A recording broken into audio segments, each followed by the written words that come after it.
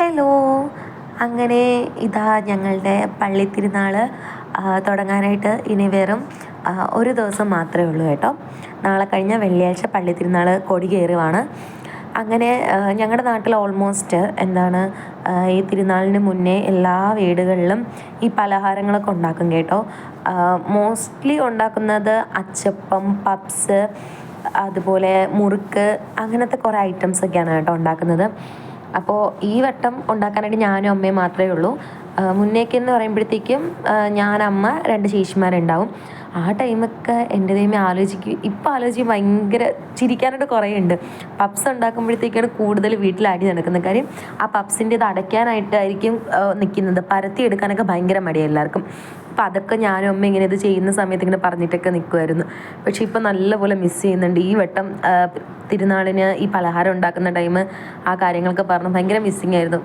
Means അവരില്ലല്ലോ, ഇപ്പം ഞാനും അമ്മയും മാത്രമല്ലേ ഉള്ളൂ ഒറ്റയ്ക്ക്. അങ്ങനെ അപ്പോൾ ഇന്ന് ഉണ്ടാക്കിയെന്ന് വെച്ചാൽ അച്ചപ്പമാണ് കേട്ടോ. അച്ചപ്പം. പിന്നെ ഇനി അടുത്ത ദിവസങ്ങളിൽ അടുത്തടുത്ത പലഹാരം ഉണ്ടാക്കാം. ഞാൻ എൻ്റെ വീഡിയോസ് ഇടാം. അപ്പോൾ ഇനി കട്ട വെയിറ്റിംഗ് ആണ് കേട്ടോ തിരുനാളിന് വേണ്ടിയിട്ട്. കാര്യം ഞങ്ങളുടെ നാട്ടിൽ ഈ വരുന്ന തിരുനാളാണ് എല്ലാവരും കാത്തിരിക്കുന്ന തിരുനാൾ. സോ നിങ്ങൾക്ക് ഞാൻ ഇനി വരുന്ന വീഡിയോസിൽ ഇടുമ്പോഴത്തേക്ക് നിങ്ങൾക്ക് മനസ്സിലാവും തിരുനാൾ എത്രത്തോളം വെയിറ്റിംഗ് ആയിരുന്നു എന്ന് പറഞ്ഞിട്ട്.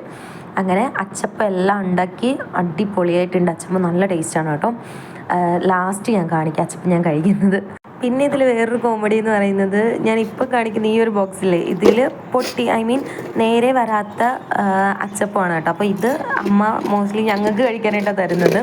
നല്ല രീതിക്ക് വരുന്ന അച്ചപ്പം വന്നിട്ട് വരുന്ന ബന്ധുക്കൾക്ക് കൊടുക്കാനായിട്ടാണ് കേട്ടോ. ഇതെപ്പോഴും വീട്ടിൽ നടക്കുന്നതാണ്. അത് ഞാൻ നിങ്ങൾക്ക് പ്രത്യേകിച്ച് ആ ബോട്ടിലാക്കി കാണിച്ചിരുന്നത്.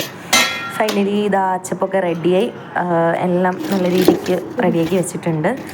അപ്പോൾ ഇനി തിരുനാളിൻ്റെ വീഡിയോസായിട്ടൊക്കെ വരാം കേട്ടോ. ബായ്.